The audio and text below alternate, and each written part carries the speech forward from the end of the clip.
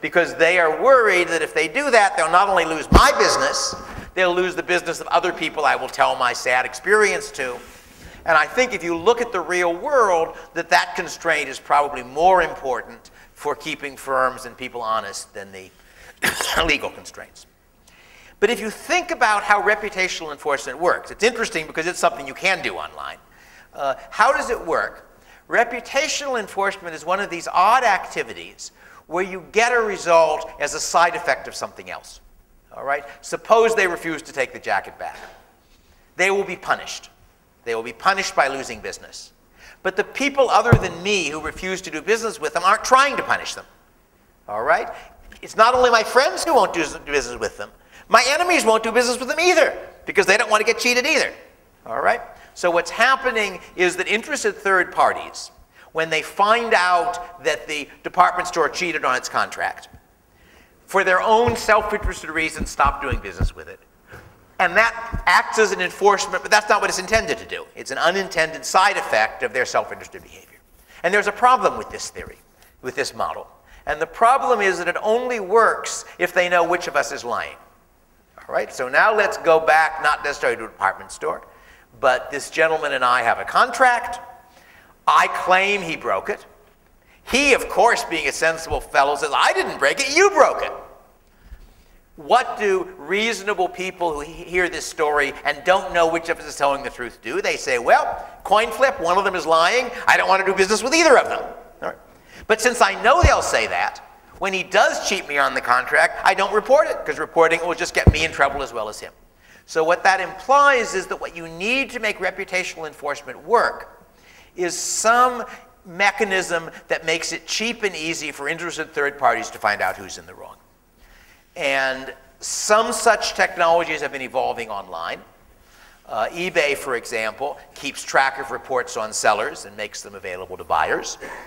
I actually had a real-world example of reputational enforcement occur to me quite recently. Before this trip, I bought a large external battery with which my daughter and I could recharge our laptops on the flight across the Pacific, because that flight is longer than our laptops would last. And before I did that, I happened to know from a previous visit that China had rules limiting your ability to take batteries on airplanes, because they were afraid that a battery with too much power, I guess, would burn or something. So I emailed the seller of the battery I was looking at, which was a Chinese company, to ask if there would be a problem. They said, don't worry. Leaving Shanghai, I lost my battery, because in fact it had 3 times the limit that the Chinese government set on it. So what do? I email the company that sold it to me, giving them a copy of the email they sent me telling me not to worry. And I go up on Amazon, where I bought the battery, and put up a 1-star review for the battery, giving a detailed account of what I was unhappy about. I get an email back offering to replace the battery for free if I would be so kind as to modify my review. So that's a case where reputational enforcement worked. But that kind of case is going to get harder and harder in the future as more and more people figure out how to fake. All right? Because you could certainly imagine that my 1-star review could have been put up not by me, but by an employee of their competitors. All right? And you could imagine that the 5-star review could be put up by them. And at the moment, I think the institutions for getting fake reputation aren't good enough to make it unworkable yet. But if they become good enough, there are good technological fixes. So this is the way we enforce contracts 10 years from now, or 15 or 20 years from now in my world. When you and I write a contract, we write it up, both of us digitally sign it. That's provable, because the digital signature requires the use of a private key. You are the only person in the world with your private key. I'm the only person in the world with mine. Anybody with our public key can check that the matching private key was used to sign it. The contract includes the identity of the arbitrator who we agree will settle disputes and his public key. Now, when I cheat on the contract, you demand arbitration.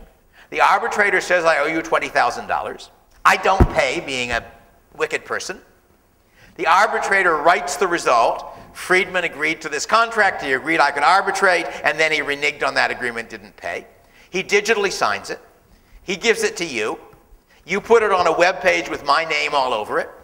And anybody who's thinking about doing business with me naturally does a search for information. And the package you've put up proves that I reneged on a contract. They don't need to know anything about you or me or whether we're honest. Because what that package shows by the digital signatures their software can check is that I agreed to that arbitrator, and that arbitrator who I agreed to said that I owed money and didn't pay it. All right? So that's the fancy version of reputational enforcement. And one of the implications of that is that there are going to be some very interesting market niches over the next decade or so for setting up the institutions that make it easy for people who are not techies to figure out how to create and make use of reputational mechanisms as substitutes for court mechanisms. That what I'm really suggesting is that we're moving towards a world online where instead of using courts and arresting people, we use information and reputation as a way of keeping people honest. And building that infrastructure is going to be a very interesting and very useful project, which some of you perhaps will be involved in.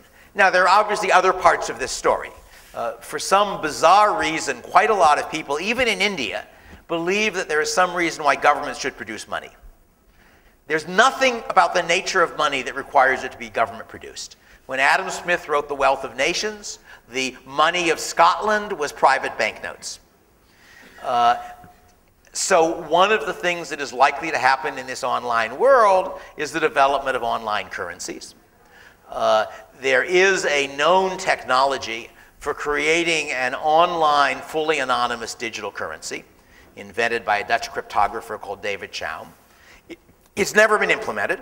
The reason it's never been implemented is that it requires a bank somewhere which is running it, private bank, and every government in the world does not want anonymous online currency, because if you have anonymous online currency, money laundering laws become unenforceable. All right? However, there is an online currency which has more or less spontaneously appeared called Bitcoin. It's not anonymous. It is in some ways the least anonymous currency that has ever existed. I'd like it to be anonymous because I like this idea of a world where all people can do is talk to you. They can't shoot you because they don't know who you are. You can think of anonymity as sort of the ultimate defense. But people are working on anonymous versions. But again, the whole issue of how you set up substitutes for national monies for the online world is an interesting one. Let me come down at the end, since I don't want to completely cheat the people who thought that the reason for me to give talks was to talk about anarchy, by pointing out that in a way I've come back at this point to the subject of my first book. Not all my first book. My first book actually covered a bunch of stuff. But the part 3 of that book, I tried to see how far you could push the free market. And the question was, could you not only eliminate government involvement in schooling and farming and other things, could you entirely eliminate the government by creating private institutions for creating and enforcing laws? And one of the points I've been making in some of the other talks I've given here is that a lot of people who believe in free markets think that governments are very bad at building cars and growing food and a bunch of other activities. That if the government's in charge of agriculture, you will have famines. We've had 2 of those, 2 really big ones in the 20th century, China and Russia. That if the government's in charge of making cars, they probably won't be very good cars and so forth. And those people believe, therefore, that the way to run the economy is to have a private market of free exchange within a legal structure provided by the government. And you would think that designing a legal structure is not a trivial problem. It's not at all clear that it's easier to design a legal structure than it is to design a car. So if the government can't do a good job of designing cars, why do you think it can do a good job of designing laws? And of course, the problem is not only incompetence, it's also incentive. That when private firms design a product, they've got to get voluntary consumers to agree to buy it. The government doesn't have that constraint. And very often governments do things designed to benefit some politically influential interest group at the expense of everybody else. So they not only don't know how to do it, they don't really want to do it in the sense of making laws that are in the general interest. So what I tried to sketch was how you could imagine a society in which law making and enforcing were decentralized private activities. And if people are interested in that over the other things I've been talking about, we can discuss it in the discussion session. But the one last thing I want to say is that my most recent project is a book on legal systems very different from ours, in which I've tried to make sense of imperial China's legal system, of Periclean Athens, of modern Amish, of saga period Iceland, of Somaliland, of a whole bunch of different systems. My basic theory being that all human societies face about the same problems, that they solve them in a wide variety of interestingly different ways, and they're all grown-ups. That you shouldn't assume that just because they were 2,000 years ago they were stupid, and therefore you should take each of those legal systems seriously. If you're sufficiently curious, the draft of the book is up on my webpage for comments. I should say my webpage is daviddfreidman.com. So it's easy to remember. You need the D because I apply a couple of months too late to get daviddfreidman.com. So one of the things that I've concluded from that research is that when I invented a fully private legal system, I was really reinventing the wheel. That a whole lot of early societies had legal systems which were decentralized and privately enforced. And I was describing a much fancier version of those in the context of a modern developed society. But that if you looked at how saga period Iceland or northern Somalia, or to some extent the Bedouin, or even the modern Roman Chal gypsies ran their affairs, it was really a simple version of what I had sketched. And that was sort of interesting. So if you're interested in that, go up on my webpage and look at stuff. In general, I web as much of my stuff as I can. If my introducer would like to learn economics, I have a book on that subject. It's called Hidden Order, The Economics of Everyday Life. But alas, I can't give it to you for free because my publisher wouldn't let me web it. If you want to read my book about future technology, Future Imperfect, you can read that from my webpage for free. If you want to read my book about the economics of law, you can read that from my webpage for free. And if you're curious, I will tell you how I managed to con my publisher of the latter book into doing it.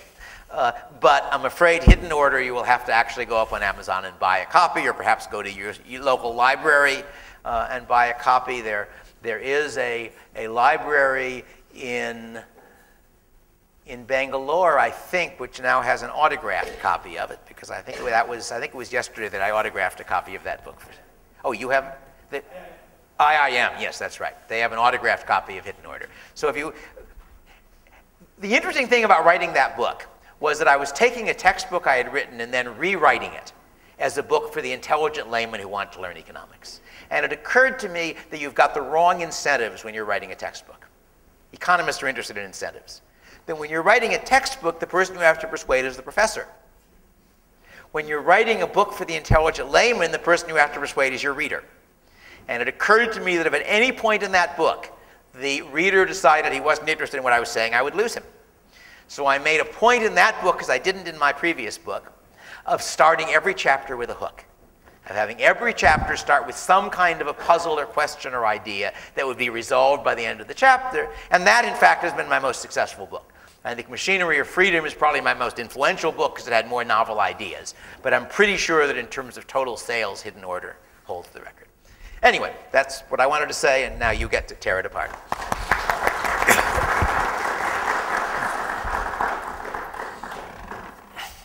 So, Dr. Freidman, I'm going to take this the other way. So we'll start with what everybody's here for to listen to about a little bit is anarcho-capitalism. So I'll do that first, and then we'll migrate our way back through your point number 2 and point number 1, if I may. So let me ask this first question.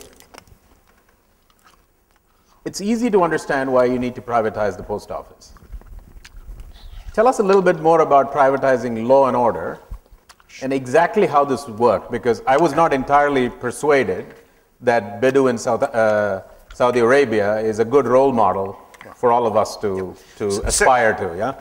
Saudi Arabia is not a Bedouin. Okay, Somaliland, if you want to take a different one. Somaliland, the northern Somalia is a better model. But let me sketch the institutions that I was imagining. And I should say, these are not the only possible institutions for a society without government.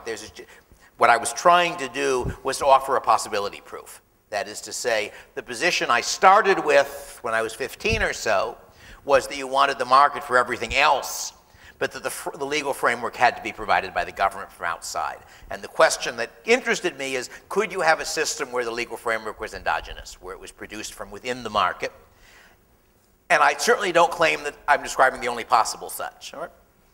So imagine a world where everybody is the customer of a firm, of which there are many, which sells the service of protecting rights and settling disputes. The equivalent, as it were, of a police force court. Well, not quite the court system. I'll come to that in a minute. And now, the obvious problem which occurs to everybody is what happens when there's a dispute between two people who are customers of different rights enforcement agencies. So that I come home and my television is missing, and my rights enforcement agency, since this is the modern world, had a camera installed in my living room, and there is a picture of a handsome gentleman carrying my television out the door. And since this is the 21st century, they've got face recognition software, and it turns out that this is the gentleman, according to their software, who took my television. So they send him a message saying, "Dear sir, we understand you somehow walked off with Mr. Freidman's television set. Please bring it back and pay us 20 bucks for our time and trouble finding you." And he says, "Mr. Freidman? Never heard of Mr. Freidman. Television set? I got a nice television set a friend of mine gave me, but it's not his." And my rights enforcement agency says, "Well, you know, if you're not willing to provide us reasonable evidence that you're not guilty of this crime we've got a picture of you committing, 4 tough guys are going to show up at your front door tomorrow morning to retrieve the television set." And you respond, "Ah, but I too have a rights enforcement agency. And if 4 thugs show up at my